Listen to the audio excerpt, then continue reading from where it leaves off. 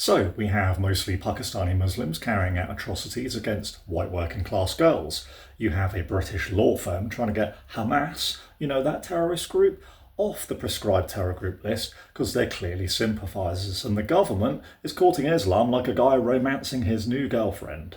This country is cooked. This country is cooked. You pay loads of taxes for services you have to wait forever for, or can't get, like doctors or dental appointments, or even crucial surgery. People essentially break into the country because no matter what anybody says, coming into a country without ID is illegal all over the globe. And they get accommodation, food, money, phones, legal aid, you name it, when they're criminals. Yet Granny doesn't get a winter fuel allowance of 300 quid, even though she's worked for 50 years, girl and woman, to pay into the system. But that's okay. Migrants prop up GDP, so it's got to be a good thing. Oh, that's been debunked? Yeah, I didn't think that made any sense. Oh well. Everything is taxed, no matter what. The government takes your money and spends it on the most absurd things, and then tells you it's necessary, and that you should be pleased with how other people spend your hard-earned money. Like billions to other countries who make billions but won't support their own people. Oh, a bit like here, except they're also getting your money as well as their own people's money. Great stuff. Or a war we have nothing to do with, and is 1,000 miles away, that again, no matter what the propagandists say, will not come to our shores unless we do something to provoke it. Which they will. Nice job, warmongers. You can't express any form of religious expression unless it's positive support for a supposed prophet who was a goat herder and had a child bride, that espoused that all non-believers are infidels who should either be converted or held to jizya, i.e. submission. Of course, you had Al-Yippee-Ki-Yay-Da, or ISIS, don't be careful for the YouTubes, right? Running amok, not to mention extremists blowing up and cutting heads off of people. Yeah, real show of peace there. Meanwhile, even think of praying to the Christian God, but not actually doing it, in an exclusion zone, WTF, around a baby killing site, and do not pass go, collect $200 or any of that nonsense, off to prison with you. Certainly don't do anything remotely Christian in a country based on Judeo-Christian values. Oh no, or anything Jewish, you're a bigot, and you'll be told by some jumped up PCSO, or probably some authoritarian police goon, that you're causing offence to others, meaning Islamists. Right, got ya. And if you're not religious, you're still a bigot because you have to respect people's wish to follow an archaic set of principles and rules, even if it means they like to persecute sections of society they do not agree with. Hold on, I gotta be tolerant to the intolerant? What now? Speaking of tolerant, you are absolutely not to have any opinion that is not government approved on any subject, especially boys being girls. But it's perfectly fine for the tolerant ones to hate you and your opinion, however harmless it may be. Hang on, that doesn't sound tolerant. What about free speech? Oh yeah, I heard about this. It's for those that like the sound of their own voice, but not others. Yes? No? Oh, hold on. I'm confused. Is it for those whose opinions are more moral than yours? Ah, it is. Yes. I know I'd get there. Express any form of outrage at this, however, and you run the risk of getting locked up like the lady who posted something online about last year's riots. Even the mention of these events mean you run the risk of having police turn up at your door to check your thinking. So yeah, certainly don't do that on Facebook or anywhere else.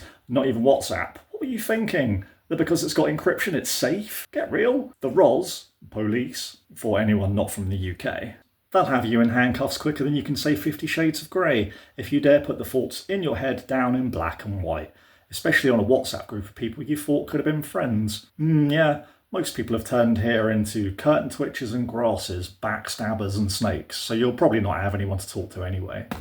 And even if you do, and you do some wrong think, they'll probably sell you out for a little more than the cheap thrill of excitement at the prospect of telling Karen from their Reformer Pilates class about it. Over a skinny chai latte, as they have to impress the new woman. Especially as her son is a black trans girl, and they got to be seen as being an ally. Nothing works. Services don't serve the public, even though we fork out for them. Infrastructure is crumbling. Trains are always late.